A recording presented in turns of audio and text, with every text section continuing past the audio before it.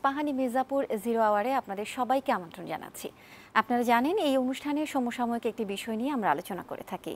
আজকের আমাদের আলোচনার বিষয় গণহত্যার তদন্ত, সংস্কার ও নির্বাচন প্রসঙ্গে। এই প্রসঙ্গে কথা বলার জন্য দুজন সম্মানিত অতিথি স্টুডিওতে আমাদের মাঝে উপস্থিত হয়েছেন। অতিথিদের সাথে পরিচিত হওয়ার আগে দর্শক আপনাদের জানাতে চাই, এই পুরো অনুষ্ঠানটি বৈশাখী টেলিভিশনের ভেরিফাইড ফেসবুক পেজ ও ইউটিউবে সরাসরি সম্প্রচার হচ্ছে। চলুন দর্শক অতিথিদের সাথে পরিচিত হয়ে নিই। আমার ডানে আছেন গাজী MH তামিম, প্রসিকিউটর, আন্তর্জাতিক অপরাধ ট্রাইব্যুনাল, এবং তার পাশে আছেন মোস্তফা কামাল, লেখক, সাংবাদিক ও কলামিস্ট। আপনাদের দুজনকে আমন্ত্রণ জানাচ্ছি স্টুডিওতে। দর্শক, আলোচনা যাওয়ার আগে চলুন জেনে নিই আজ বৈশাখী টেলিভিশনে প্রচারিত প্রধান সংবাদ শিরোনাম। অন্তর্বর্তী সরকারের মেয়াদ নির্ভর করছে দেশের জনগণ ও রাজনৈতিক দলগুলোর ওপর, আল জাজিরা টেলিভিশনকে বলেছেন প্রধান উপদেষ্টা। গণহত্যার 2 মামলায় শেখ হাসিনা সহ 46 জনের বিরুদ্ধে তদন্ত 1 মাসে শেষ করতে বলেছে ট্রাইব্যুনাল, হাজিরায় আওয়ামী লীগ নেতারা। স্বৈরাচার পতনের আন্দোলনে ক্ষতিগ্রস্তদের পাশে বিএনপি, বলেছেন তারেক রহমান। প্রধান উপদেষ্টার ভাষণে নির্বাচনের রোডম্যাপ না থাকায় বিএনপি মহাসচিব হতাশ। শঙ্কা থাকলেও জানুয়ারির প্রথম দিন স্কুলের শিক্ষার্থীদেরকে নতুন বই দেওয়ার প্রস্তুতি সরকারের। পুরানো শিক্ষাক্রমে ফেরায় 5 কোটি নতুন বই ছাপাচ্ছে। এবং স্বতন্ত্র বিশ্ববিদ্যালয়ের দাবিতে অনড় তিতুমির কলেজের শিক্ষার্থীরা কালো বিক্ষোভ করবে, ধৈর্য ধরতে বলেছেন প্রধান উপদেষ্টার প্রেস সচিব। শিরোনাম দেখছিলাম, এবারে আলোচনায় ফিরতে চাই। আজ আমাদের আলোচনার বিষয় গণহত্যার তদন্ত, সংস্কার ও নির্বাচন প্রসঙ্গ। গাজী তামিম, আপনাকে দিয়ে শুরু করতে চাই। জুলাই আগস্টের গণহত্যার মামলা প্রসঙ্গ দিয়ে আলোচনা শুরু করব। সাবেক প্রধানমন্ত্রী শেখ হাসিনা সহ মোট 46 জনের বিরুদ্ধে 1 মাসের মধ্যে জুলাই গণহত্যার মামলা তদন্ত শেষ করার নির্দেশ দিয়েছেন আন্তর্জাতিক অপরাধ ট্রাইব্যুনাল। এই মামলার সর্বশেষ পর্যায় সম্পর্কে আপনার কাছে জানতে চাই। জি, ধন্যবাদ আপনাকে এবং বৈশাখী টিভির সকল দর্শককে। যে আজকে আন্তর্জাতিক অপরাধ ট্রাইব্যুনালে 2টি মামলা ছিল। একটি হলো ICTBD মিস কেস নাম্বার 2/2024, যেই মামলাটিতে একমাত্র আসামি শেখ হাসিনা। তিনি পলাতক আছেন। তার মামলার তদন্ত প্রতিবেদনের অগ্রগতি জমা দেওয়ার দিন ছিল আজকে। তদন্তের একটি অগ্রগতি প্রতিবেদন তদন্ত সংস্থা আমাদেরকে জমা দিয়েছেন, সাথে 2 মাসের একটি সময় চেয়েছেন। তদন্ত সংস্থা সেই রিপোর্টের উপরে ভিত্তি করে আমরা মাননীয় ট্রাইব্যুনালে একটি আবেদন করেছিলাম 2 মাসের সময় চেয়ে। এই আবেদনের প্রেক্ষিতে আমাদের মাননীয় চিফ প্রসিকিউটর এই মামলার প্রেক্ষাপট, এই মামলার পটভূমি, এই মামলার ব্যাপ্তি, এই মামলার সাথে যে সকল ঘটনা সম্পৃক্ততা, সেগুলোর বিস্তারিত বর্ণনা আদালতে তুলে ধরেছেন। সকল সাংবাদিকরা ওখানে উপস্থিত ছিলেন, আসামি পক্ষের আইনজীবীরা ছিলেন। আমরা সেখানে আদালতে বলেছি যে প্রায় 2 সহস্রাধিক মানুষের হত্যার মামলা এটি। প্রায় 30 সহস্রাধিক আহত মানুষের বিচারের জন্য তদন্ত চলছে, এবং ঘটনাস্থল কোনো একটি নির্দিষ্ট এলাকা নয়, ঘটনাস্থল সমগ্র দেশব্যাপী। এখানে ব্যাপক পরিমাণ ডিজিটাল এভিডেন্স আছে, পত্রপত্রিকা আছে, সোশ্যাল মিডিয়ার বিভিন্ন পোস্ট আছে। সেগুলো সকল কিছু বিবেচনা করে আমাদের তদন্ত প্রতিবেদন দাখিল করতে হবে। সেজন্য এটি খুবই কম সময়, আমাদেরকে আরও 2 মাস সময় দেওয়া হোক।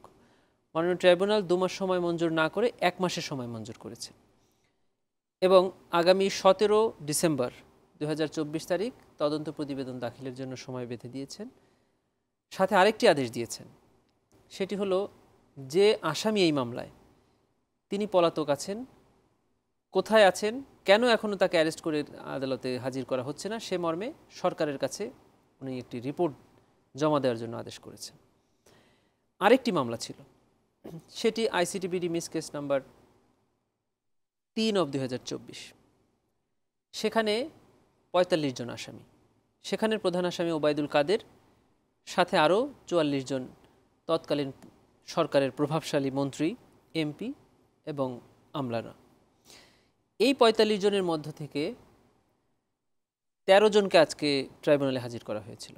আদেশ ছিল 14 জনকে হাজির করার, তার মধ্যে একজন আব্দুর রাজ্জাক সাহেব, তিনি অন্য একটি মামলায় রিমান্ডে থাকার কারণে তাকে হাজির করতে পারেনি।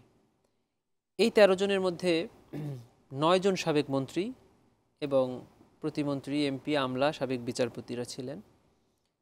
দেখেন, এই আজকের দিনটি সকল মানুষের জন্য একটি শিক্ষার দিন। কোনো ক্ষমতাই যে স্থায়ী নয়, কোনো অন্যায় যে সারা জীবন করে যাওয়া যায় না, এবং কোনো চেয়ারই যে তার জন্য চিরস্থায়ী নয় তার প্রমাণ।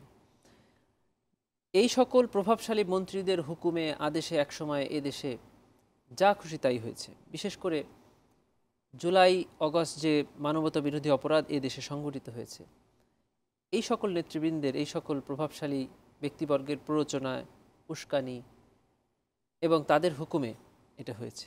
আজ তাদের করা ট্রাইব্যুনালে তারা আসামি হয়ে এসেছে। এজন্য আমরা যেখানে যে অবস্থায় যে আসনে আসি না কেন, থাকি না কেন, সকলেরই মনে রাখা উচিত যে এই চেয়ারে থেকে এমন কোনো কাজ করা উচিত না যে আজকের এই পরিণতি যেন আমাদের কারো ভবিষ্যতে ভোগ করতে হয়। এবং ভবিষ্যতে যারা ফ্যাসিজম কায়েম করার চিন্তা করছেন, যারা রাষ্ট্র ক্ষমতা অন্যায়ভাবে থাকার জন্য অন্যায় করার চিন্তা করছেন, তাদেরও এই আজকের ঘটনা থেকে শিক্ষা নেওয়া উচিত। যে আসামিদেরকে আনা হয়েছে দ্বিতীয় মামলায়, তাদেরকে এই মামলায় আটক দেখিয়ে আদালতে জেলখানায় প্রেরণ করা হয়েছে এবং তারা সেখানে আটক থাকবেন, তদন্ত চলতে থাকবে। ওই একই মামলায় আগামী 17 ডিসেম্বর দিন ধার্য করা হয়েছে। সেদিনও আমাদেরকে বলা হয়েছে তদন্ত প্রতিবেদন দাখিল করার জন্য। এই 13 জনের বাইরে আর যারা যারা পলাতক আছে তাদের ব্যাপারেও একটি প্রতিবেদন দাখিলের জন্য বলা হয়েছে, যে তাদেরকে কেন গ্রেফতার করা হচ্ছে না বা তাদের অবস্থান কোথায়। যাদেরকে গ্রেফতার করা হচ্ছে না তারা যদি দেশের মধ্যে থাকে তাহলে আমাদের আইনশৃঙ্খলা বাহিনী তাদেরকে খুঁজে বের করবে। যদি খুঁজে বের না করতে পারেন তাহলে তারা একটি প্রতিবেদন জমা দিবেন যে তাদেরকে পাওয়া যাচ্ছে না, তাদেরকে খোঁজার চেষ্টা অব্যাহত আছে। তখন আমাদের আইনে একটা বিষয় বলা আছে যে দেশের দুটি বহুল প্রচলিত পত্রিকা, একটি বাংলা এবং একটি ইংরেজি, যে কোনো পত্রিকা, বহুল প্রচলিত পত্রিকায় এই আসামিদেরকে আদালতে হাজির হওয়ার জন্য একটি গণবিজ্ঞপ্তি জারি করতে হবে ট্রাইব্যুনালের রেজিস্ট্রারের পক্ষ থেকে। একটি সময় নির্ধারণ থাকবে, তার মধ্যে এই পলাতক আসামিরা ট্রাইব্যুনালে হাজির হবে। যদি হাজির এর মধ্যে না হয়, তারপরে আমাদের আইনের বিধানটা হলো যে একজন আইনজীবীকে এই পলাতক আসামির পক্ষে মামলা লড়ার জন্য রাষ্ট্র কর্তৃক নিয়োজিত হবেন। রাষ্ট্র তার কস্ট বেয়ার করবে, রাষ্ট্র তাকে সকল মামলার নথি উপাত্ত প্রদান করবে এবং ওই আসামির অনুপস্থিতিতে ওই আইনজীবী তার পক্ষে আদালতে মামলা পরিচালনা করবেন এবং সে ওই আসামির অনুপস্থিতিতে সকল প্রকার ইনস্ট্রাকশন নিতে পারবেন এবং সকল প্রকার ডিফেন্স একজন আসামি যতটুকু উপস্থিত থাকলে পায়, অনুপস্থিতির ক্ষেত্রে এটা পাবেন। যদি আইন শৃঙ্খলা বাহিনীর কাছে মনে হয় যে এই পলাতক আসামিরা দেশের মধ্যে নাই, দেশের বাইরে আছে এবং কোথায় আছে সেটা ওনারা জানেন, সেক্ষেত্রে আমরা যেটা করি, যেটা শেখ হাসিনার ক্ষেত্রে করেছি, যে আমরা ট্রাইব্যুনালের প্রসিকিউশনের পক্ষ থেকে ইন্টারপোলের কাছে একটি রেড নোটিশ জারির জন্য অ্যাপ্লাই করেছি। সেক্ষেত্রে রেড নোটিশ জারির কিছু ক্রাইটেরিয়া আছে, কিছু রিকোয়ারমেন্টস আছে, সেগুলো সব কিছু ফুলফিল করে আমরা দিয়েছি। সেখানে এই পলাতক ব্যক্তির ডিটেইল দিতে হয়। তো আমাদের পলাতক ব্যক্তি এমন একজন লোক যার ব্যাপারে সারা পৃথিবীর মানুষ ওনাকে চিনে, তার চেহারা জানে, তার ছবি আছে, এজন্য যা যা দরকার আমরা এগুলো দিয়েছি। অন্য কোনো আসামির ব্যাপারে এখনও আমাদের কাছে এরকম স্পেসিফিক তথ্য নাই যে ওনারা কোন দেশের কোন শহরে আছেন, যার কারণে আমরা এখনও তাদের ব্যাপারে রেড নোটিশের অ্যাপ্লিকেশন করিনি। যখন আমাদের কাছে এই নোটিশ আসবে আমরা সাথে সাথে তাদের ব্যাপারেও রেড নোটিশের অ্যাপ্লিকেশন করে দিব। এই অবস্থায় হলো এখন আছে। 1 মাসের মধ্যে যে প্রতিবেদন জমা দিতেই হবে সেটা না, আমরা যদি শেষ করতে না পারি আমরা আবারও সময় চাইতে পারবো, আইনে কোনো বাধা নেই। কিন্তু একটি পরিপূর্ণ তদন্ত, একটি ন্যায়ভিত্তিক তদন্ত, একটি সবার কাছে গ্রহণযোগ্য তদন্ত প্রতিবেদনই এই জাতির প্রাপ্য। কারণ এই যে ম্যাসাকার হয়েছে আমরা তদন্তে গিয়ে দেখতে পেয়েছি, বিশেষ করে ঢাকা শহরের হাসপাতালগুলোতে দেখতে পেয়েছি, আমাদের কাছে যারা অভিযোগ করতে আসে সেই পরিবারের সদস্যদের কাছে কি নির্মম নির্যাতন মানুষের উপরে করা হয়েছে। ছোট ছোট বাচ্চা ছেলেদেরকে গুলি করে মারা হয়েছে। মোহাম্মদপুরের সৈকতকে কি নির্মমভাবে গুলি করে মারা হয়েছে তা আমাদের কাছে এখন দিনের আলোর মতো পরিষ্কার। যারা ওখানে দাঁড়িয়ে থেকে দেখেছে তারা বর্ণনা করেছে। ফারহান ফায়াজকে কীভাবে গুলি করে মারা হয়েছে সেটা আমাদের কাছে এসেছে। আর আমরা যাদের নাম সবসময় বলে থাকি আবু সাইদ মুগ্ধ, এটা তো সারা দেশ দেখেছে, কিন্তু এরকম অসংখ্য অজানা এরকম বৈষম্য বিরোধী ছাত্র আন্দোলনের ছেলেরা আছে যারা বিভিন্ন জায়গায় মারা গেছে, যাদের কথা আমরা বলছি না। সবচেয়ে বড় কথা, আজকে আমাদের ট্রাইব্যুনালে মাননীয় বিজ্ঞ চিফ প্রসিকিউটর যে প্রেক্ষাপট এবং পটভূমিটা আজকে ট্রাইব্যুনালের সামনে তুলে ধরেছেন, যেহেতু আজকে বেশিরভাগ আসামিরা উপস্থিত ছিলেন, তাদেরকেও তাদের অভিযোগটা পড়ে শোনানো হয়েছে। সেখানে বলা হয়েছে যে এই বৈষম্য বিরোধী আন্দোলনটা একটা শেষে গিয়ে এক দফায় রূপান্তরিত হওয়া এবং সরকার পতন, এটি এই এক মাসের আন্দোলন নয়, এটি এই গত 15.5 বছর এই জাতির উপরে পরিচালিত অন্যায়, অত্যাচার, জুলুম, নিপীড়নেরই ফল। এবং দেখেন 2009 সালে আওয়ামী লীগ সরকার ক্ষমতায় আসার পর দেশকে দুটি ভাগে ভাগ করে ফেলা হয়েছে। যারা সরকার নিয়ন্ত্রিত, যারা সরকারের অনুগত, তাদেরকে বলা হয়েছে স্বাধীনতার পক্ষে, আর যারা সরকারের অনুগত নয়, যারা সরকারের সঠিক সমালোচনা, সংস্কারের উদ্দেশ্যেও সমালোচনা করবে, তাদেরকেও বলা হতো রাজাকার, স্বাধীনতা বিরোধী। ঠিক হিটলার এটা করেছে, ঠিক রুয়ান্ডাতে এটা হয়েছে, যে যখনই বিপক্ষকে আপনি দমন করার বৈধতা দান করবেন, তখন তাদেরকে একটি টার্ম ইউজ করে এই দমন নিপীড়নকে উস্কানি দেওয়া হয়।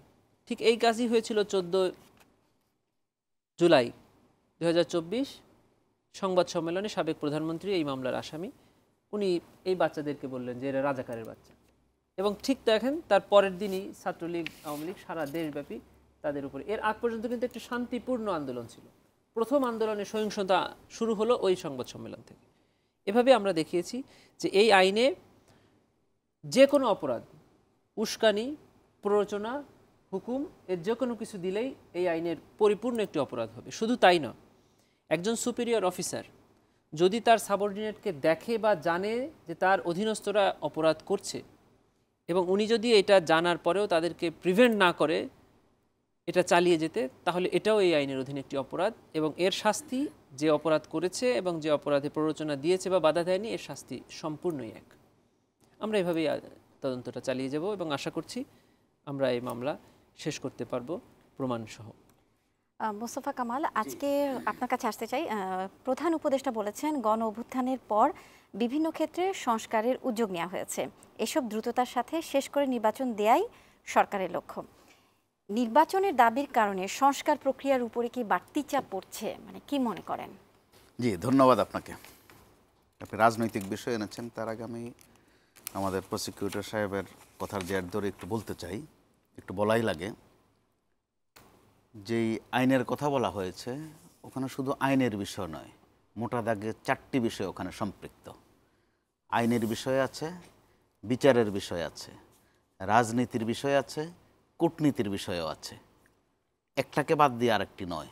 বিশেষ করে সাবেক প্রধানমন্ত্রী শেখ হাসিনার ক্ষেত্রে তিনি 81-র 17 মে যেখান থেকে বাংলাদেশে এসেছিলেন, 24 সালের 5 আগস্ট আবার ঠিক ওখানেই গেছেন। অর্থাৎ ওনার আগমন আর নির্গমন একই জায়গায়। ওই ক্ষেত্রে কূটনীতি অত্যন্ত প্রাসঙ্গিক। পুরোটা আইনে কতটুকু কাভার হবে, বিচারে কতটুকু সম্ভব হবে, শেষ পর্যন্ত কিছু প্রশ্ন কিন্তু ওখানে রয়ে গেছে। আর আপনি যেটা বলেছেন যে যদি আপনারা সুযোগ আছে আইনে যে আবারও সময় চাওয়া, এই বিষয়ে বোধহয় স্পষ্ট করা দরকার, সময়ের খুব অপেক্ষা করে না। এর আগে যে ট্রাইব্যুনালটি এই শেখ হাসিনাই তৈরি করেছিলেন, তিনি এখন সেখানকার আসামি। এটা কিন্তু ঐতিহাসিক ঘটনা। আবার আজকের আরেকটি ঘটনা, আরও 2টি ঘটনা আছে মনে রাখবার মতো। মাওলানা দেলোয়ার হোসেন সাইদি সাহেবের ছেলে এই বিচার কার্যক্রম দেখতে এসেছেন, যেটা আমরা গণমাধ্যমে অনেকে দেখেছেন। আবার এক সময়ের আইন প্রতিমন্ত্রী, যিনি এই ট্রাইব্যুনাল নিয়ে প্রতিদিনই কিছু না কিছু একটা বলতেন, রুটিন ওয়ার্কের মতো, তিনি আজ গ্রেপ্তার হয়েছেন। খুবই প্রাসঙ্গিক বিষয়গুলো কিন্তু মনে করার মতো। আর প্রধান উপদেষ্টার যে বক্তব্যটা আপনি পরিষ্কার করে বলেছেন, সুন্দর বলেছেন, দিনভর আল জাজিরার উদ্ধৃতি দিয়ে সেটির একটা ভিন্ন ব্যাখ্যা ছিল বা ভিন্ন অর্থ দাঁড় করানো হয়েছিল। বাংলা তর্জমা করতে গিয়ে ইংরেজি সাক্ষাৎকারটা সেটা হয়ে গিয়েছিল যে অন্তর্বর্তীকালীন সরকার 4 বছর থাকবে, কিন্তু সেটার সংশোধনী আসতে আসতে সন্ধ্যা নাগাদ গড়িয়েছে। সরকারের আরও বিভিন্ন প্রতিষ্ঠান ছিল যারা এটা পরিষ্কার করতে পারতেন যে আসলে তিনি কি বলেছিলেন। তিনি বলেছিলেন যেটা আপনাদের শিরোনামটা অত্যন্ত পরিষ্কার, বৈশাখী টেলিভিশনের শিরোনামটা, যে সংস্কারকে তিনি কিভাবে গুরুত্ব দিয়েছেন। এখানে বিষয় কয়েকটা, সংস্কার, বিচার এবং নির্বাচন, একটা আরেকটার কিন্তু বিপরীত না, এগুলো একই জিনিস, কিন্তু আমরা কথায় কাজে সেটাকে একটু মিথস্ক্রিয়া করে ফেলছি, যেন একটা বুঝি আর একটার বিপরীত, বা একটা হলে বুঝি আর একটা হবে না। আসলে এখন সংস্কার বললে অর্থ নির্বাচনে দাঁড়ায়, নির্বাচন শব্দটা উচ্চারণ করলে সংস্কারে দাঁড়ায়, আলাদা আলাদা অর্থ ভিন্ন। ফয়সালা ছিল যে সংস্কার, আগে সংস্কার পরে নির্বাচন, এটা কিন্তু একদম সেটেল। তো আগে আর পরের মধ্যে একটু তফাৎ ছিল, যে পরে মানে কত পরে। তো তখন সময় নির্দিষ্ট করা হয়েছিল এভাবে যে যথাশীঘ্র বা শিগগিরই, অথবা যথাসময়ে, অথবা উপযুক্ত সময়ে, যৌক্তিক সময়ে। কিন্তু নানান ঘটনার প্রেক্ষিতে এখন এই শব্দগুলো হয়ে গেছে আপেক্ষিক। যথাসময় বললেও প্রশ্ন করা হয় যথাসময় কতদিনে হয়, যৌক্তিক সময় বললে বলা হয় আপনার যুক্তিতে কত, আমার যুক্তিতে কত, অর্থাৎ প্রত্যেকটা শব্দ হয়ে গেছে আপেক্ষিক। যার জের হিসাবে প্রধান উপদেষ্টা বোধহয় বলতে বাধ্য হয়েছেন, বিশেষ করে জাতির উদ্দেশ্যে যে ভাষণ দিয়েছেন ওখানেও আছে, আল জাজিরার সাক্ষাৎকারও আছে, ওটা আমরা সবাই পিক করে নিই শব্দটা। তিনি বলেছেন যদি সংস্কার ছাড়াই নির্বাচন হয় তাহলে হয়ে যেতে পারে। এটা কিন্তু এক ধরনের জেদের কথা বা মনোকষ্টের কথা। আসলে তো আমরা ওইটা চাইনি বা চাই না এখনও। যারা এ নিয়ে প্রশ্ন তুলছেন তারাও নিশ্চয়ই চান না, কিন্তু তাদের মধ্যে একটা সংশয় ঢুকেছে নানান কারণে, এবং তারা সেটা বলছেনও যে আরেকটা 111 যেন না হয়, অথবা সময় ক্ষেপণ করলে অপশক্তি মাথাচাড়া দিতে পারে। প্রতিনিয়ত তারা বলছেন, আজও বলেছেন। তো তাদের কথাটা কিন্তু অবান্তর নয়, তাদের এই বিষয়ে অভিজ্ঞতা আছে, বিশেষ করে বিএনপির অভিজ্ঞতা একটু বেশি। তারা 111-এর শিকার, এতে করে একটা তিক্ত অভিজ্ঞতা নিয়েছেন। অর্থাৎ চুন খেয়ে মুখ পোড়ার পর এখন একটু দই দেখলেও তাদের কিন্তু একটু ভয় লাগে, আশঙ্কা জাগে। তো এরকম অবস্থায় যদি না হতো তারা হয়তো বলতে পারতেন, এখন যেভাবে বলেন যে নির্বাচন কবে, রোডম্যাপ কোথায়, হয়তো বলতে পারতেন যে চালের দামটা কবে কমবে, কোন সপ্তাহ থেকে কমবে, যথাসময়ে কমলে হবে না, বার বলেন। ওইদিকে কিন্তু তারা যাচ্ছেন না, অথবা যেতে পারছেন না। বাজার পরিস্থিতির কথা একটু একটু বলছেন, তার চেয়ে বেশি করে বলছেন নির্বাচনের কথা। বলতে বলতে এখন একরকম তর্জমা হয়ে গেছে যে আগে নির্বাচন পরে সংস্কার, কথাটা কিন্তু এইভাবে চলে আসছে গত 2-3 দিন ধরে। আবার তারা এই কথাও বলছেন যে নির্বাচিত সরকার এসে সংস্কার করবে। তাহলে সেই ক্ষেত্রে কিন্তু আরেকটা অর্থ দাঁড়ায়, এই সরকারের কিন্তু কাজের ভলিউমটা খুব মোটা। নিশ্চয়ই সরকার বিগত সরকারের মতো 15 বছর 7 মাস ক্ষমতায় থাকবে না, অবশ্যই থাকবে না। তো 3 মাস 5-7 দিন বা 10 দিন হয়েছে, এই সময়ে 15 বছরের 7 মাসের সিলেবাস শেষ করা তাদের পক্ষে সম্ভব না। তো আমরা সাদামাটা যেটা বুঝি যে তারা একটু গোড়াপত্তন করবেন, যেটাকে আমরা বলি বিসমিল্লাহ করা, শুরুটা করবেন। কারণ রাজনৈতিক সরকারগুলো এসব কাজে আসলে পারঙ্গম বেশি, তাদের দক্ষতা বেশি। উদাহরণ হিসাবে বলা যায়, প্রধান উপদেষ্টার বক্তব্যটা স্পষ্ট করতে এই সরকারের কিন্তু গোটা একটা দিন লেগে গেছে। ততক্ষণ পর্যন্ত ব্যাপক সমালোচনা হয়ে গেছে যে 4 বছর উনি থাকতে চান কেন, বা এই সরকার 4 বছর থাকতে চায় কেন। আসলে অর্থ ওইটা ছিল না, অর্থ ছিল যে ভবিষ্যতে যে রাজনৈতিক সরকার আসবে বা যে নির্বাচিত সরকার আসবে ওইটার মেয়াদ যেন 4 বছর হয়। তো সেটা দাঁড়িয়ে গেল যে অন্তর্বর্তীকালীন সরকার যেন 4 বছর থাকে। তো এই ভুল বুঝাবুঝিটা সংশোধন করতে গোটা একটা দিন লেগেছে তাদের। রাজনৈতিক সরকারের কিন্তু এতক্ষণ লাগে না, তারা অল্প সময়ের মধ্যেই কভার করে ফেলতে পারেন। যেমন দেখেন আপনি, এই সরকারের প্রধান উপদেষ্টা থেকে শুরু করে বাণিজ্য বা অর্থ উপদেষ্টা পর্যন্ত, শিক্ষা উপদেষ্টা সহ, বাণিজ্য বাদে আগে ছিলেন, যে তারা কিন্তু অর্থনীতির বিশেষজ্ঞ, গোটা বিশ্বে তাদের নাম যশ আছে, খ্যাতি আছে। প্রধান উপদেষ্টা তো যেই পর্যায়ে, প্রধান উপদেষ্টার চেয়ে আরও উচ্চ পদে তিনি আরও বহু আগেই চলে গেছেন, কিন্তু এরপরে বাস্তবে দেখেন অর্থনীতি সামলাতে কিন্তু কষ্ট হচ্ছে, কারণ এটা বেসিক্যালি রাজনীতিকদের কাজ। আমাদের এখানে খুব ব্যয়করণ মেনে অর্থনীতি চলে না, বলি বাজার অর্থনীতি, অর্থনীতিও বাজারের মতো চলে না, বাজারও অর্থনীতির মতো চলে না। এখানে এক ধরনের একদম আমাদের উপযুক্ত অর্থনীতি এখানে চলে, যেটা ইউনিভার্সিটির একজন ভাইস চ্যান্সেলর অথবা অর্থনীতির একজন বিশারদ টেলিভিশনে তারা সুন্দর একটা ফয়সালা দিয়ে যেতে পারেন, ক্লাসে চমৎকার পড়াতে পারেন, উপমা দিয়ে প্রেক্ষিত বলে পারেন, কিন্তু বাস্তবে যখন চেয়ারে বসেন ওইটা তাদের জন্য একটু কঠিন হয়ে যায়, যেটা আমরা কিন্তু দেখছি। ও এই বাস্তবতা মেনে নিয়েই কিন্তু রাজনৈতিক দলগুলোরও কথাবার্তা বলা উচিত। কেন বলছি এই কথাটা? যে 15 বছর 7 মাস আমরা কথা বলতে পারিনি ঠিকভাবে, তারাও পারেননি। এখন যদি এমনটা হয়ে থাকে যে সুযোগ পেয়েছেন বলে বলতেই থাকবেন, তখন কথা বলতে গিয়ে কুকথা বলে ফেলেন, আলোচনা করতে গিয়ে সমালোচনা করে ফেলেন। তো আবার সমালোচনা আমরা যেন করি ঠিকঠাক মতো, মন ভরে যেন সমালোচনা করি, এরকম একটা প্রিভিলেজ প্রধান উপদেষ্টা আমাদেরকে দিয়েছেন। বলেছেন মন ভরে যেন সমালোচনা করি, ভুল ত্রুটিগুলো যেন ধরিয়ে দেই। এই ধরিয়ে দিতে গিয়ে আমরা ভুল ত্রুটি দেখি সারাদিন এবং বলেও ফেলি। এই সরকারের যে কতগুলো সুন্দর সুন্দর কাজ আছে ওগুলো কিন্তু আমরা সামনে আনছি না। রাজনৈতিক সরকারের কিন্তু একটা বিজ্ঞাপন এই ব্যাপার স্যাপার থাকে। ছোট্ট একটা সেতু উদ্বোধন করতে গেলেও 3 দিন ধরে একটা প্রচারণা চলে, একটু কান্নাকাটি হয়, একটু স্মৃতিচারণ হয়, একটু বাবার নাম স্মরণ করেন, মায়ের নাম স্মরণ করেন, ভাই বেরাদার কাউকে আর বাদ দেন না। এই সরকার কিন্তু ছোট্ট ছোট্ট কাজগুলো করে ফেলছে, কোনো বিজ্ঞাপন ছাড়াই, কোনো প্রচারণা ছাড়াই। এটা নিশ্চয়ই আমরা খেয়াল করছি। তো আমরা ওই স্বীকৃতিগুলো কিন্তু দিচ্ছি না। বাজারের পরিস্থিতি খারাপ সেটা বলছি নিয়মিত। তো রাজনৈতিক দলগুলো কিন্তু ভালো করে জানে যে বাজার পরিস্থিতি কারা দুষ্টামি করছে ওখানে, সিন্ডিকেট সাহেব কারা ওখানে, তারা ভালো করে চেনেন, কিন্তু প্র্যাকটিক্যালি চেনেন, জানেন ভালো করে। কিন্তু যেহেতু রাজনৈতিক সরকার নয়, তাদের কিন্তু এসব সামলাতে একটু কষ্ট হচ্ছে। এর মধ্য দিয়েও বাজারে কোনো কোনো পণ্যের দাম কিন্তু কমছে, আমরা ওগুলোর দিকে খেয়াল কম করছি। আপনি গত বছরের এই সময়ের চেয়ে বর্তমানের এই সময়ে যদি আপনি তুলনা করেন, বেশ কয়েকটি পণ্য প্রায় স্বাভাবিক অবস্থায় আছে। অর্থাৎ আমরা বেড়েছে ওই অংশটুকু প্রচার করেছি ঠিক করে, কিন্তু কমেছে ওই অংশটুকু আবার ঠিকভাবে প্রচার করেনি বা প্রকাশও করেনি।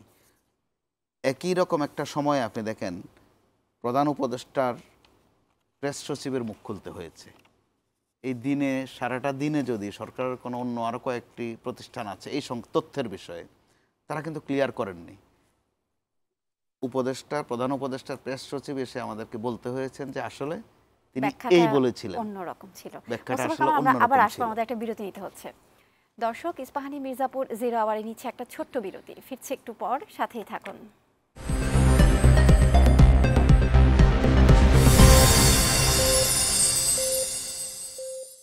বিরতির পর ফিরে এলাম। আপনারা দেখছেন ইস্পাহানি মির্জাপুর 0 আওয়ার। গাজী তামিম, আপনার কাছে জানতে চাই, শুনানির সময় আদালত রাষ্ট্রপক্ষের কাছে জানতে চেয়েছে শেখ হাসিনার অবস্থান ও গ্রেফতার সম্পর্কে। তখন রাষ্ট্রপক্ষ জানিয়েছে তিনি ভারতে আছেন, বন্দি বিনিময় চুক্তি অনুযায়ী তাকে ফেরত চাইবেন। এই প্রক্রিয়া সম্পর্কে আপনার কাছে জানতে চাই। জি ধন্যবাদ। দেখেন, শেখ হাসিনার অবস্থান যে ভারতে, এটি এখন দিনের আলোর মতো পরিষ্কার এবং সবাই জানেন। এবং এটাই হলো ভারতের সাথে আমাদের সম্পর্কের নির্ধারণ করার জায়গা। ভারত আমাদের প্রতিবেশী রাষ্ট্র, আমরা সবসময় বলতে চাই যে ভারত আমাদের বন্ধু রাষ্ট্র। ভারত সেটা দাবি করেন, কিন্তু বন্ধু আসলে বন্ধু কিনা সেটা কিন্তু দাবির বিষয় না, সেটা প্রমাণের বিষয়। মানবতা বিরোধী অপরাধের একজন আসামি যদি আমাদের কোনো বন্ধু রাষ্ট্রের কাছে থাকে, তাহলে এই বন্ধু রাষ্ট্রের উচিত বন্ধুত্ব এটা দেখানোর জন্য তাকে আমাদেরকে বিচারের কাছে ফিরিয়ে দেওয়া, বিচারের জন্য আমাদের কাছে ফিরিয়ে দেওয়া। সেজন্য যিনি এখন আছেন ভারতে, তার সময়ে একটি বন্দি প্রত্যার্পণ চুক্তি হয়েছিল ভারতের সাথে, যে যদি কোনো বন্দি ভারতে থাকে অথবা ভারতের কোনো অভিযুক্ত বাংলাদেশে থাকে, তাহলে এই দুই রাষ্ট্রকে তার বন্দিকে ফিরিয়ে দিতে বাধ্য। এখন ভারত এটি আদৌ করবে কিনা, সেটি হলো আমাদের বন্ধুত্বের পরিচয়। বন্ধুত্ব নির্ধারণ হবে যখন সরকার ওনাকে চাইবে, তখন ভারত দিবে কি দিবে না সেটার উপরে।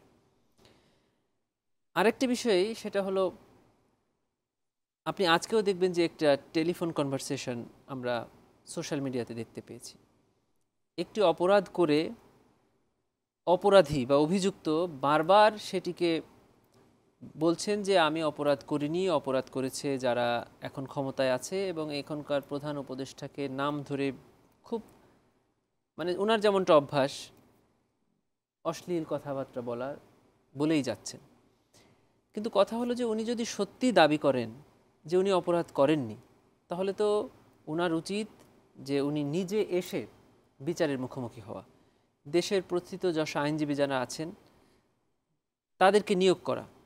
এবং আমরা বারবার যেটা বলছি যে এই ট্রাইব্যুনালে ইতিপূর্বে যে বিচার হয়েছে, যে বিচার মানুষ দেখেছে, যে বিচার বিশ্ব মেনে নেয়নি, সে বিচার আর এই মানুষ বা পৃথিবী দেখবে না। এখানে একটি ন্যায় বিচার হবে এবং আসামি তার পক্ষ থেকে আইনের মধ্যে থেকে সকল প্রকার সুবিধা ভোগ করবেন। আজকেই যেটা হয়েছে, আজকে ১৩ জন আসামির মধ্যে মাত্র ৩ জন আসামি তার পক্ষে আইনজীবী নিয়োগ করেছে। আমাদের বিজ্ঞ চিফ প্রসিকিউটর আদালতে দাঁড়িয়ে বাকি যে আসামিরা এখনও আইনজীবী নিয়োগ করেনি তাদের পক্ষে যে সুবিধাগুলো দেওয়া হয় আদালতে, সেটা হলো এখানে যে আইনজীবীরা আছেন তাদের সাথে আসামিদের কথা বলার জন্য কোর্টের একটা ভার্বাল পারমিশন লাগে। যে ফ্যামিলি মেম্বার্সরা আসে তাদের খাবার দেওয়া, তাদের সাথে আলাপ আলোচনা করা, সেগুলোর অনুমতি কিন্তু আন্তর্জাতিক অপরাধ ট্রাইব্যুনালের চিফ প্রসিকিউটর নিয়ে দিয়েছেন আসামি পক্ষের। এটি আমরা দেখিয়েছি। এবং আমরা আজকে ট্রাইব্যুনালে যখন আমাদের কেস উপস্থাপন করেছি, তখন এই আসামিদের নাম বলার ক্ষেত্রে আমরা তাদের সর্বোচ্চ সম্মানের সাথে নাম উচ্চারণ করেছি। দেখবেন যে এর আগের ট্রাইব্যুনালে একজন আসামির নামের পাশে কিছু অশ্লীল বিশেষণ যোগ করে দেওয়া হতো। দেলোয়ার হুসাইন ওরফে দেল্লা ওরফে দেলু, এই শব্দগুলো কি মিন করে? এটা তো আপনি বিচার করছেন না, আপনি আদালতে বিচার করছেন, সাথে সামাজিকভাবে তার সম্মান নষ্টের উদ্দেশ্য আপনার মধ্যে আছে, এটা বোঝা যায়। আমরা বলেছি কি না, আমরা একটা মানুষের সম্মানকে সর্বোচ্চ রেখে আমরা বিচার করব। বিচারে যদি সে দোষী প্রমাণিত হয় শাস্তি পাবে, দোষী প্রমাণিত না হলে খালাস পাবে। হোক না এদেশে এরকম একটি সংস্কৃতি, যে সংস্কৃতি মানুষ দেখেনি, মানুষ ধরেই নিয়েছে যে না এখানে এদেশে কোনো বিচার হবে না, অপোজিট রাজনৈতিক ব্যক্তিত্ব হলেই তাকে বিচার ছাড়াই হত্যা করা হবে আইনের মাধ্যমে অথবা আইন বহির্ভূতভাবে। এখন রাজনৈতিক সরকার নাই এবং এ সরকার বারবার বলছে যে আমরা রাজনীতিবিদদেরকে রাষ্ট্রে বসিয়ে দিয়ে চলে যাব, আমরা সেজন্যই এসেছি। দীর্ঘ সময় ধরে এদেশে যে ক্ষমতা কুক্ষিগতকরণের যে চেষ্টা চলেছে, সেই সংস্কৃতি থেকে দেশটাকে একটা পর্যায়ে নিয়ে গিয়ে আমরা ছেড়ে দিয়ে চলে যাব। আমরা সেই সরকারের অধীনেই নিযুক্ত একটা প্রসিকিউশন টিম। আমাদের তো কোনো রাজনৈতিক ব্যক্তিদের বিচার করা এখানে আমাদের উদ্দেশ্য নয়। আমাদের উদ্দেশ্য হলো অপরাধীদের বিচার করা, এবং এই অপরাধী কোন রাজনৈতিক দলের সেটাও আমাদের এখানে বিবেচ্য বিষয় নয়, কারণ আমরা যে সরকারের অধীনে নিয়োগপ্রাপ্ত হয়েছি তারা কোনো রাজনৈতিক সরকার নয়। সেজন্য উনি টেলিফোন কনভারসেশনে যে উস্কানি দিচ্ছেন এদেশের মানুষকে, তার দলের নেতাকর্মীদেরকে, এটি কিন্তু একটি ক্রিমিনাল অফেন্স। একটি অপরাধ করেছেন, আবার সেই অপরাধ বিচার চলা অবস্থায় সেই অপরাধকে উস্কানি দিয়ে যাচ্ছে। গাজী, আমি আপনার কাছে আসবো। মোস্তফা কামাল, এই প্রসঙ্গে জানতে চাই, প্রধান উপদেষ্টা আল জাজিরাতে বলেছেন শেখ হাসিনার বিষয়ে ভারতকেই অভিযোগ জানাবেন, যেন শেখ হাসিনা আমাদের এই দেশে সমস্যা তৈরি করতে না পারে। এই ইস্যুতে ভারতের সাথে এই যে টানাপোড়েনের সম্পর্ক আমাদের চলছে, এটাকে আরো দীর্ঘায়িত হওয়ার সম্ভাবনা দেখছেন কিনা? জি, নমুনা তাই বলছে, ওই রকম একটা আশঙ্কা থেকেই যায়। এখানে একটা হচ্ছে মুখের কথা আর একটা হচ্ছে মনের কথা। এখন মুখে মুখে আমরা কিন্তু অনেক কথাই বলি, প্র্যাকটিক্যালি আসলে কি করি? মুখে যেটা বলছি যে ভারতের সাথে আমাদের অর্থ বাংলাদেশের বন্ধুত্বপূর্ণ সম্পর্ক, বাস্তবে ভারতের সাথে বন্ধুত্বপূর্ণ সম্পর্ক হচ্ছে আওয়ামী লীগের, মোটেই দেশের নয়। বা ভারতের সাথে বন্ধুত্বপূর্ণ সম্পর্ক বা ভরসার সম্পর্ক, নির্ভরতার সম্পর্ক হচ্ছে সাবেক প্রধানমন্ত্রী শেখ হাসিনার। যেটা আমি শুরুতেই বলেছি যে বাংলাদেশের রাজনীতিতে ওনার আগমন ভারত থেকে, আবার পতনের পর নির্গমনটাও ভারতে। ওই ক্ষেত্রে বন্ধুরাষ্ট্র বারবার বলছি, প্র্যাকটিক্যালি রাষ্ট্রীয়ভাবে বন্ধুত্বটা ওই পর্যায়ে নয়। অনাস্থার বিষয় কিছু আছে, কিছু তিক্ত কথাবার্তাও আছে। আমাদের পররাষ্ট্র উপদেষ্টা বারবার কিন্তু বলছেন তিনি ওখান থেকে যে এই ভাষায় কথা বলছেন, বিবৃতি দিচ্ছেন, এগুলো যেন উনি করতে না পারেন, এ ব্যাপারে ভারতের সহযোগিতা তিনি চেয়েছেন। কূটনৈতিক ভাষাগুলো এমনই হয় যে আপনার সহযোগিতা চাই, রেসপন্সটা ভালোই আসে। তো প্র্যাকটিক্যালি ওটা হয় না। যা করতে গিয়ে আইনে বলা হচ্ছে বা আপনারা বলছেন অথবা পুলিশ বলছে অথবা যারা আন্দোলনের অংশীজন যারা ছিল তারা বলছে শেখ হাসিনাকে ধরে আনা। এখন ধরে আনা বলতে আমরা গিয়ে ধরে আনবো নাকি তারা ধরে আমাদের কাছে দিবে, অনেক প্রশ্ন আছে। কিন্তু মাঝে দিয়ে কিন্তু কথা আছে যে উনি নিজেই চট করে চলে আসতে চান ওনার ভাষায়, তাহলে ওই ক্ষেত্রে কিন্তু আর ধরে আনা লাগে না। তো উনি আসার উদ্দেশ্যটা কি? একটা হতে পারে তিনি যে বিচার হচ্ছে তার বিরুদ্ধে ওইটা মোকাবেলা করবেন, আরেকটা হচ্ছে তিনি যা করেছিলেন 15 বছর 7 মাস তাই আবার করবেন। এর মধ্যে লাশের সংখ্যাও তিনি বলেছেন 272টা হত্যা করার অধিকার তিনি পেয়ে গেছেন অথবা করবেন। তাহলে আমরা যে শব্দটা উচ্চারণ করি সংস্কার, সংস্কার, সংস্কারের বাংলা আরও কয়েকটা অর্থ দাঁড়ায় সংশোধন হওয়া। আরও যদি একদম সাদামাটা বাংলা বলি এটা হচ্ছে ভালো হয়ে যাওয়া।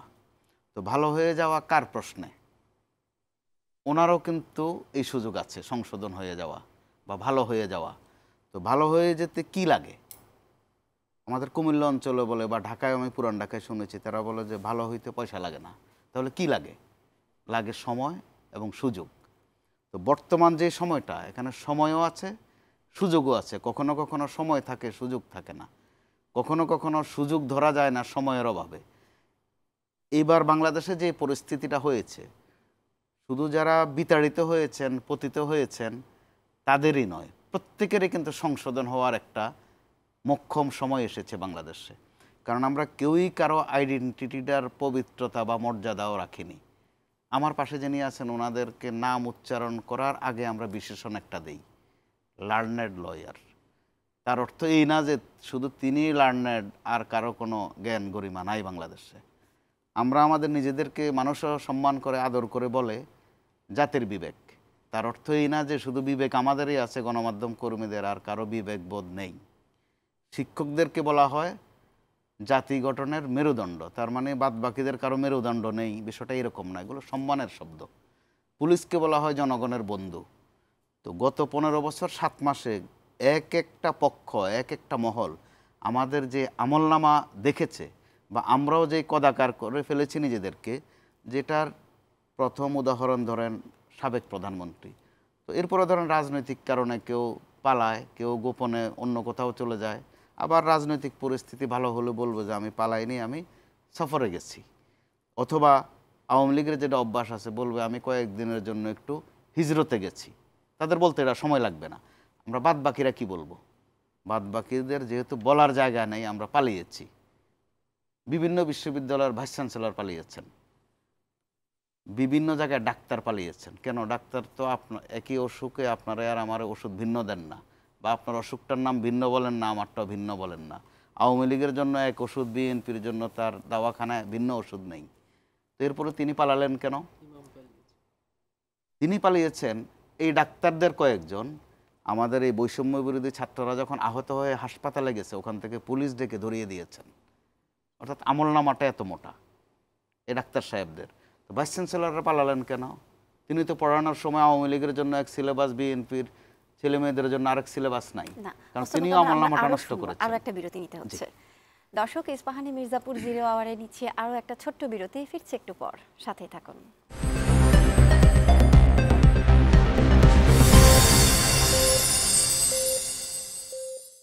বিরতির পর ফিরে এলাম, আপনারা দেখছেন ইস্পাহানি মির্জাপুর 0 আওয়ার। মোস্তফা কামাল, আপনার কাছে ছিলাম। আমরা প্রতিটা পেশাজীবী যার যার পেশার যে মানদণ্ড, যে ভাবমূর্তি বা যে মর্যাদা, ওইটা বরবাদ করে দিয়েছি, যে কারণে নিজেরাও পালিয়েছি। আপনি কখনো দেখেছেন বাংলাদেশে সাংবাদিক পালায়? এবার পালিয়েছে। কখনো দেখেছেন প্রধান বিচারপতি পালান? তিনি পালিয়েছেন, বিনা দৌড়েই পালিয়েছেন, তাকে পেছন থেকে কিন্তু কেউ ধাওয়া করেনি, তিনি নিজে নিজেই দৌড় দিয়েছেন, নিজে নিজেই দৌড়ে ফার্স্ট হয়ে গেছেন। বিশ্ববিদ্যালয়ের শিক্ষকরা কেন পালাবেন? পালিয়েছেন। মসজিদের খতিব ইমাম কেন পালাবেন? উনি তো আল্লাহু আকবার বলে নামাজ শুরু করবেন, আসসালামু আলাইকুম বলে রহমতুল্লাহ বলে নামাজটা শেষ করবেন। উনি এই ফাঁকে আওয়ামী লীগ, বিএনপি করেছেন। কি করেছেন? খুতবার সময় বলেছেন যে আমাদের যিনি প্রধানমন্ত্রী আছেন তিনি নিঃসন্দেহে জান্নাতি, আর মুসল্লিরা যারা আছেন তারা সবাই বলুন আলহামদুলিল্লাহ। অর্থাৎ রাজনীতিটা তিনি এই ফাঁকেও করে ফেলেছেন, খুতবার সময় অথবা মোনাজাতের সময়। তো পালাতে পালাতে ডাক্তারও পালিয়েছেন, বাদ নাই কেউ আর। শুধু একটা সেক্টর এবার ঐতিহাসিক ভূমিকা পালন করেছে, যারা তাদের নামের সাথের যে বিশেষণটা আছে ওইটার মর্যাদা রক্ষা করেছেন, সেটা হচ্ছে সেনাবাহিনী। তাদেরকে নাম উচ্চারণ করার আগে আমরা বলি দেশপ্রেমিক সেনাবাহিনী। ওই বিশেষণটার মর্যাদা তারা রেখেছেন। শুধু মর্যাদাই রাখেননি, এই রাজনৈতিক অস্থিরতার মধ্যে একটা ফয়সালা দেওয়ার প্রশ্নে তাদের এই ভূমিকা ঐতিহাসিক হয়ে থাকবে এবং দীর্ঘদিন এটা আলোচনার বিষয়ও হবে। রক্তপাত বন্ধ করে যে একটা ফয়সালা তারা দিয়েছেন। তো এরকম জায়গা থেকে তো আমাদের প্রত্যেকের সংস্কার হওয়ার একটা তাগিদ ভিতর থেকে আসা দরকার। তত্ত্বাবধায়ক সরকার বা অন্তর্বর্তীকালীন সরকার বা মধ্যবর্তী কেউ চাপ দেবে, আমরা রাজি হব, কিন্তু মনে মনে বা নিয়তের মধ্যে ভালো হওয়ার চর্চাটা নেই বা নিয়ত নেই। যেটা আপনি আমাদের বিদায়ী অথবা পতিত অথবা পালিয়ে যাওয়া যে শব্দই বলেন, প্রধানমন্ত্রী শেখ হাসিনার মধ্যে এটা কিন্তু আমরা দেখি। প্রত্যেক দিনই তিনি কোনো না কোনো আজে বাজে কথা বলছেন, বাজে বাজে শব্দ উচ্চারণ করছেন। তো কেউ কেউ আবার এটাকে স্বাভাবিকভাবেই দেখেন, কারণ উনি এই শব্দগুলো সবসময় ব্যবহার করে থাকেন। যিনি প্রধান উপদেষ্টা, ওনাকে চেয়েছিলেন টুস করে বোধহয় ফেলে দিতে। তো টুস করে, চট করে, ঠাস করে, এসব শব্দ ওনার মধ্যে, এটা এক ধরনের বিশেষণ বা বৈশিষ্ট্য উনি ধারণ করেন। তো এর মধ্যেও যে আরেকটা সংস্কার, যারা অন্তর্বর্তীকালীন সরকারের প্রধান, তিনিও যে একটা সংস্কারের নমুনা দেখিয়েছেন, সেটা তো আমাদের আমলে নিতে হবে। নির্যাতিত লোককে আমরা এক শব্দে বলি মজলুম। এই ভদ্রলোককে যেই পরিমাণে টর্চার করা হয়েছে, আশঙ্কাই তো থাকতে পারত, যেহেতু তিনি মানুষ, তিনি কোনো প্রতিশোধ পরায়ণ হতে পারতেন, কিন্তু তিনি কিন্তু ওইটা হননি। একইভাবে জামাতের দিক থেকে বা বিএনপির দিক থেকেও কিন্তু আশঙ্কা করা হয়েছিল সাধারণ মানুষের দিক থেকে, যে জামাত বোধহয় বেশি আক্রমণাত্মক হবে, তাদের অনেক নেতাকে ফাঁসি দেওয়া হয়েছে, যে তারা বোধহয় একটু প্রতিহিংসা পরায়ণ হবে। প্র্যাকটিক্যালি দেখা গেল তারা ওইটা হয়নি। বিএনপি যে নির্যাতন সয়েছে 16 বছরের মতো, তারা কিন্তু ওটার প্রতিশোধ নিচ্ছেন না, বরং তাদের দলের চেয়ারপারসন প্রথম দিনের বক্তব্যই বলে দিয়েছেন কেউ যেন প্রতিহিংসা পরায়ণ না হয়, ধৈর্য ধরে। এটা কিন্তু একটা সংস্কার। তাদের ভারপ্রাপ্ত যিনি চেয়ারম্যান, তিনি প্রায় প্রত্যেক দিনে এই কথাটুকু বলছেনই, যে কেউ যেন প্রতিহিংসা পরায়ণ না হয়। আজও বলেছেন, তারেক রহমান বলেছেন, দল মত নির্বিশেষে সকলের পাশে দাঁড়াতে পারলে কাঙ্ক্ষিত বাংলাদেশ গড়ে তোলা সম্ভব। আমরা যে ইনক্লুসিভ বাংলাদেশ করার কথা বলছি, তিনি সেটা বলছেন, সেটা অবশ্যই একটা পজিটিভ দিক। এবং যেটা ঘুরিয়ে ফিরিয়ে বলতে চাচ্ছেন তিনি, অন্তর্বর্তীকালীন সরকারের প্রতি কিছুটা সংশয় তিনি প্রকাশ করছেন, পরক্ষণে আবার বলছেন যে এই সরকারকে সফল করতে হবে। রাজনৈতিক জায়গা থেকে কিন্তু কথা এইভাবে হয়। তিনি তার জায়গা থেকে এই সরকারের প্রতি সমর্থনও যেমন দিয়ে যাচ্ছেন, আবার সতর্কতাও দিচ্ছেন। এই সতর্কতাটাও কিন্তু একটা সংস্কার, যদি আমরা সংস্কারের অর্থ পজিটিভলি নেই। তো এরকম অবস্থায় মাঝপথে কিন্তু আজে বাজে কথা আসছে। আন্দোলন সফল হওয়ার পর থেকেই খেয়াল করবার মতো বিষয় যে একটা গোলমাল বাঁধানোর একটা চেষ্টা। কখনো প্রশ্ন যে পাবলিক ইউনিভার্সিটি বেশি ভূমিকা রেখেছে নাকি প্রাইভেট।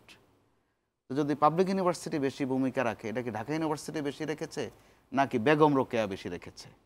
অর্থাৎ একটা প্রশ্ন কিন্তু ছুড়ে দেওয়া হচ্ছে, মূলত উদ্দেশ্য গোলমাল বাঁধানো। তো এই গোলমাল বাঁধানোতে যারা আছেন তারা কিন্তু পাহাড়ে চলে যাচ্ছেন, নানান বিশৃঙ্খলা উশৃঙ্খলতা যারা করে তাদেরকে দিয়ে। তারা আবার সমতলে চলে আসতেন, আস্তে আস্তে তারা গাজীপুর সাভারেও চলে যাচ্ছেন, ওখানে গার্মেন্টস শ্রমিকদেরকে উস্কে দিচ্ছেন। এরকম একটা অবস্থার মধ্যে মাঝে দিয়ে জগন্নাথকে উস্কে দিচ্ছেন, মাঝে দিয়ে 7 কলেজকে উচ্চে দিচ্ছেন। এই উস্কে দিতে দিতে তারা তিতুমির কলেজেও আসে।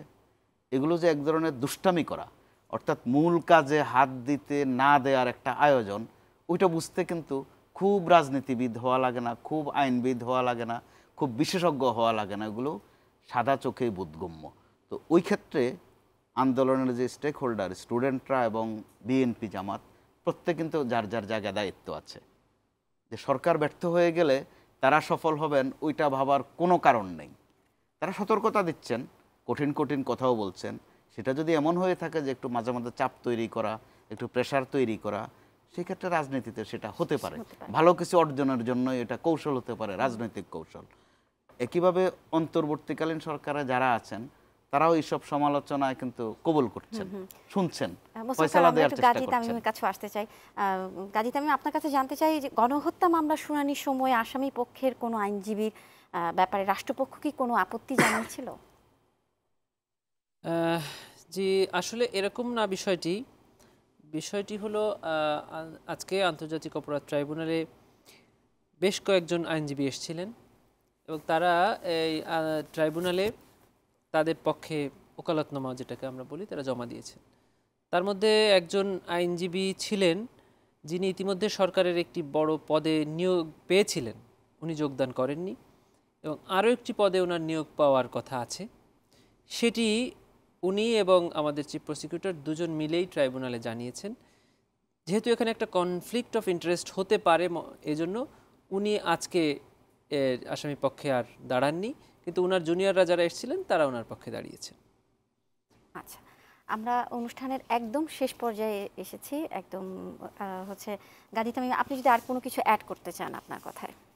জি, যেটি আমার সহ আলোচক বলছেন ওখানেই আমি সূত্র ধরে একটু যোগ করতে চাই। সেটা হলো এই যে সংস্কারের কথা উনি বলছেন, আমরা এই গত 15 বছরে সরকারের পক্ষ থেকে কোনো বিষয়ে, সরকার তো এটা তো একটা মেশিন না, এটা তো ভুল করতেই পারে। আমাদের আইন উপদেষ্টা আসিফ নজরুল স্যার, আমার শিক্ষক, উনি হাসপাতালে সেদিন একটা অনাকাঙ্ক্ষিত ঘটনার বিষয়ে উনি নিজে গিয়ে বলছেন যে আমাদের ভুল হয়েছে, আমরা আপনার কাছে ক্ষমা চাচ্ছি। এরকম একটি জায়গায় থেকে একজন ব্যক্তি, একজন মন্ত্রী বা একজন উপদেষ্টা ক্ষমা চাইবেন রাষ্ট্রের কাছে, এটি আমাদের কাছে কল্পনার মতো ছিল। আমরা ইতিপূর্বে দেখেছি যে একটার পর একটা ডিজাস্টার হয়ে যাচ্ছে দেশে, শত শত মানুষ মারা যাচ্ছে অবহেলায়, বিনা চিকিৎসায়, করোনায়, ডেঙ্গুতে। স্বাস্থ্যমন্ত্রী এসে বলছেন যে এটা স্বাভাবিক ব্যাপার। লঞ্চ ডুবে, বাস অ্যাক্সিডেন্টে মানুষ মারা যাচ্ছে, যোগাযোগ মন্ত্রী এসে বলছে আল্লাহর মার, আল্লাহ নিয়ে গেছে। এরকম মানে মিথ্যাচার করতে করতে করতে করতে একটা জিনিস স্বীকার করলে অসুবিধাটা কি? একটা মানুষের ভুল হতে পারে না যে হ্যাঁ এটা আমাদের ভুল হয়েছে, আমরা সামনে আরও সচেতন হব, এজন্য আমরা ক্ষমা চাচ্ছি। এই কথাটা বললে যে সাধারণ মানুষের আস্থা আরও বাড়ে, এইটা থেকে গত সরকার কেন সরে গিয়েছিল? কারণ এটা হলো একটা ফ্যাসিজমের মূল নীতি, হলো কাউকে টলারেট না করা। ছাত্রদের আন্দোলনটা ছিল কোটা সংস্কারের আন্দোলন। কতটা যৌক্তিক দাবি, আমার ভাই, আমার বাচ্চা যে পরীক্ষাটা দিচ্ছে তার 56% অলরেডি ফিল্ড আপ হয়ে আছে। গাজী তামিম, আমরা অনুষ্ঠানের একদম শেষ পর্যায়ে, আপনাদের দুজনকে অসংখ্য ধন্যবাদ আমাদের মাঝে উপস্থিত হওয়ার জন্য, কৃতজ্ঞতা জানবেন। দর্শক, ইস্পাহানি মির্জাপুর 0 আওয়ার আজ এ পর্যন্তই। দেখা হবে আগামীকাল নতুন কোনো বিষয়ে নতুন অতিথিদের সাথে। সে পর্যন্ত সবাই ভালো থাকুন, সুস্থ থাকুন, বৈশাখী টেলিভিশনের সাথেই থাকুন। শুভরাত্রি।